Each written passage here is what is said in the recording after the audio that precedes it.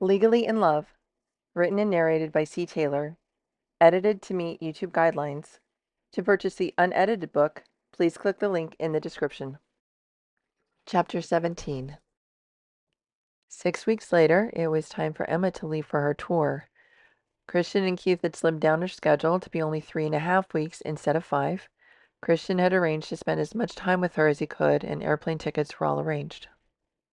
Jan was hired as her assistant for the whole tour and would transition to a new position in Christian and Audie's company with an office and substantial raise, from what John understood. What Emma didn't know was that Jan had strict orders to not say a word about the law firm or Emma's mother. Christian was working with her, but Helene was still resisting Christian's plan. Until she accepted it and transitioned into her new life, it was very important the two women not talk. Kim and John would continue taking the boys to their classes. Christian and Audie would help with Luke when Kim had commitments and when John was away with Emma. It was all very organized and reasonable. 3.5 weeks wasn't that long. He would see her in 2 days, and they would never go more than 3 days without seeing each other. So why did Emma look and feel so pulled in? John could barely feel her at all. John wanted to lock her in their room and not let her out until this whole thing was over. Even Christian and Andi expressed the desire to have the next tour be more of a virtual one than physical presence. Keith and Jan pulled out of the driveway with Emma. Christian had a firm hand on John's shoulder, his other arm around Andi, who was crying. This was horrible. John was not going to survive the next 3.5 weeks. Christian's hand loosened slightly only when the car was far out of sight. Yeah, this wasn't my best idea. Next time we'll come up with something else. I really hate this, Andi cursed. At least I'm not the only one feeling this way, John empathized. I barely got my sister back. I hate this too. John, you and Luke should move into the guest suites for the duration. Kim can take the guest house. We need group support. John was about to refuse, but changed his mind instantly when he looked back at the house, saw Kim also crying, clearly missing Jan, and realized Emma wouldn't be there for the next 3.5 weeks. Yeah, that sounds like a good idea. I'll go tell Kim and start packing. After John left, he didn't see Andi smile through her tears as Christian held her close. We should talk to him about moving in again. I think he might be more receptive this time. Christian chuckled. They will be with us by the end of the year. I will do my best to make that happen. If, as you said, this tour helps that happen, it will be worth it. I really don't want to go through this again. Agreed. Christian held her tighter. When do you think you can get your mom there, too? Christian shook his head. She's even more stubborn than Emma. I still haven't gotten her to leave the firm. She's not going to budge on anything else until that happens. When's your next meeting with her? We're taking her out to dinner tonight. Oh, that reminds me, I haven't invited John yet. Auntie stopped crying and looked up at him. John's coming? I think it's time she meet her new son-in-law. Auntie chuckled softly and shook her head against his chest, tears still glistening. You are the bravest man I've ever known. I don't understand how everything works out for you, but I'm glad it does. It used to make me nervous, but now I just love watching events unfold, like magic. He kissed the top of her head. You're my secret weapon. Your charisma is very effective for more than just attracting people. With Emma's talents again on our side, and now John coming on board, all the others we need will start flowing to us. And your mother? She's always needed support and people around her. First it was father, and then his firm after he died. Dad made me promise if he didn't get the chance, I needed to get Mom to follow the passion she'd given up to support him and his firm. I needed to get myself on my feet and you safe. Both are done, and now it's time. And the fact that I always wanted family has nothing to do with it? Kirsten smiled. Let's just say everyone around you wants the same thing, they just don't know how to get it yet. That made Andi finally laugh weakly. I would have argued with you 2 months ago, but the changes in Emma and John are nothing short of miraculous. She turned, raised up on her toes, and kissed him soundly. You are nothing short of miraculous. His hands came to both sides of her face. That's exactly what you are to me.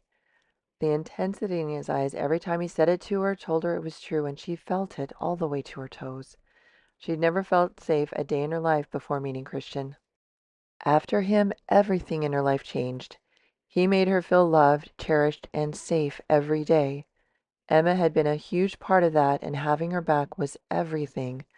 Going another day with her disappearing axe was not an option anymore. John came back out with suitcases containing his and Luke's things. He tossed them in his truck and walked over to them. "I'll be over tonight. Kim has some classes with Luke and will be over when they're done. Thank you for your invitation." Christian's hand went back to his shoulder. "We need you too, man, so you're doing us a favor. We'll take you out tonight for dinner. Julia already agreed to watch both children if Kim has plans." "Thanks, man. 6 okay?" "Sounds perfect. Call if you need anything." John nodded and turned for his truck. Audie waited until he pulled away before talking again.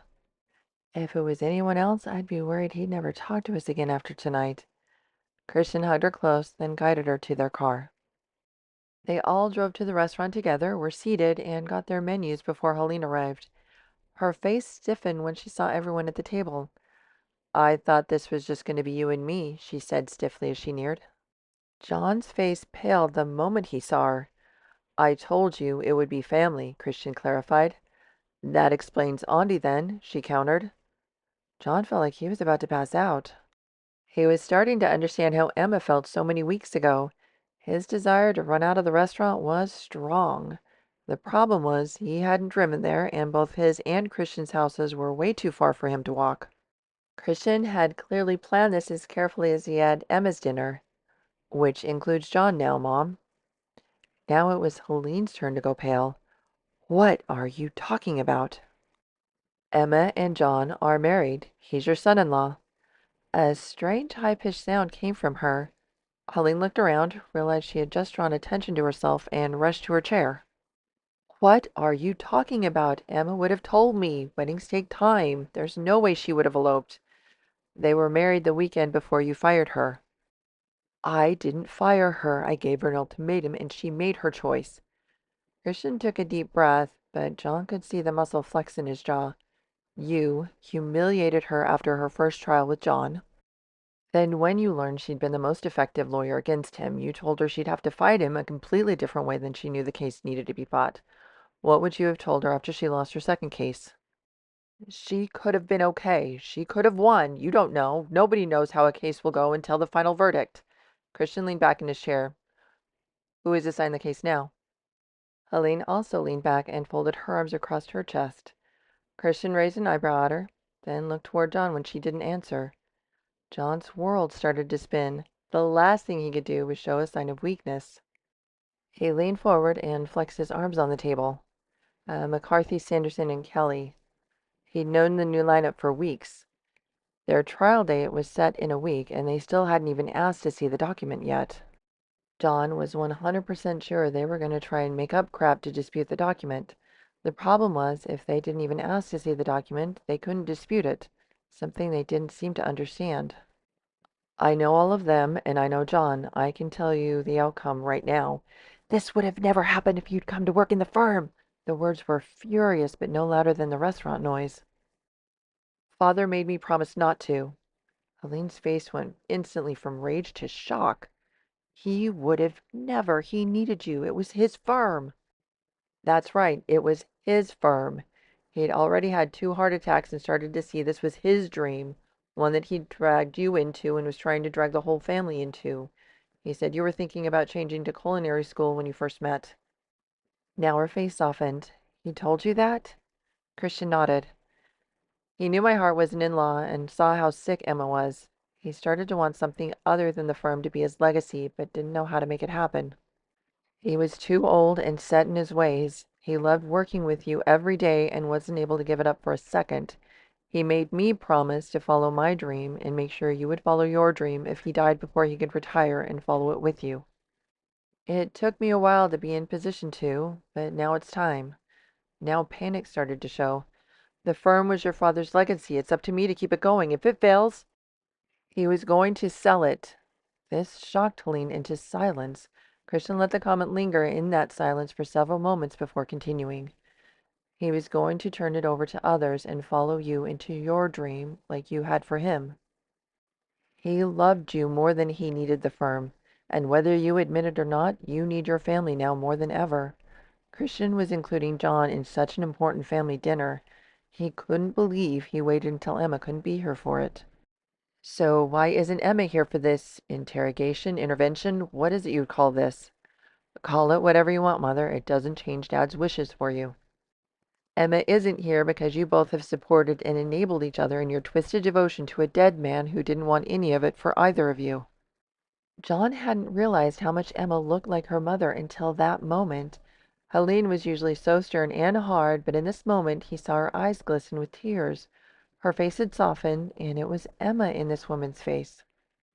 Now, John's heart softened for the woman he'd feared for so long. She leveled a look at John. You were married the weekend before she left? Christian interrupted by clearing his throat loudly. Helene stopped, shook her head with an irritated expression without looking away from his eyes. Before I fired her? John nodded, not trusting anything he wanted to say. So she didn't tell me because I made the firm more important than my own daughter. Her words broken by emotion she was fighting hard to control. His heart broke when she started crying just like Emma. So many confusing emotions hit him at once. Luckily this time it wasn't him who would comfort her. Christian took Helene's hand. I've found the right buyer and can have the papers by tomorrow. Come home with us tonight. You shouldn't be alone in that massive house right now. She stiffened and looked as if she was about to refuse. John started to recognize the same pattern from his wife. When the words didn't come, her face softened again, and she just nodded. This was going to be a very interesting few weeks. Christian made John promise not to tell Emma about Helene when he went to see her. Turned out to be much easier than he thought. They spent every moment alone, mating like bunnies, very energetic ones that hadn't seen each other for what felt like bunny years. His first trip was an utter success. Emma was handling the tour amazingly well. She looked a little drained when they first reunited, but by the time he had to leave, she was flushed and healthy again. Leaving her was physically excruciating, and by the way she clung to him, it was the same for her. Emma had her tour to distract her from their separation, and John had both work and home drama to distract him. Megan's trial was fast approaching. Delaney and Ross was sold, but opposing counsel had remained the same even though other, larger firms from LA and New York had offered their services hoping to use the change to gain such an affluent client. John thought it was an interesting decision, but knew it wouldn't matter who represented their side. Back at Christian and Audie's home, everyone gathered for morning breakfast as a family. With Helene present, though, if it wasn't for Luke and Chaselyn, awkward silence would be the main conversation. John had developed a soft spot for Helene after he'd seen her so vulnerable, but if her glares at him were any indication, the sentiment was not mutual. Time came for his second reunion with Emma, and they had 3 days together. Again, she looked drained and weakened. He would report this trend to Christian, so this didn't happen again. Touring was clearly hard for her. He was about to call the whole thing off, but she insisted she had to finish it. John cleared everything past Megan's pre-trial session. Opposing counsel had demanded one, which, after being granted, had delayed the trial by 2 weeks. It was a delay tactic. John knew it and would make them pay for it, even if he benefited from it. For the rest of the tour, John arranged to spend every remaining second he could with her. Her tour finally ended, which was an astonishing success. Her fans were overjoyed with meeting her just like everyone who'd ever met her. Her sales were through the roof on all her books, and pre-orders for the newest one were ramping up. He worried their lives would change dramatically now that she was seemingly the equivalent of a celebrity, but all she wanted to do when they got back was to go home, be with Luke, talk with Christian, Auntie, Kim, and Jan, and get everything back to normal, which they did.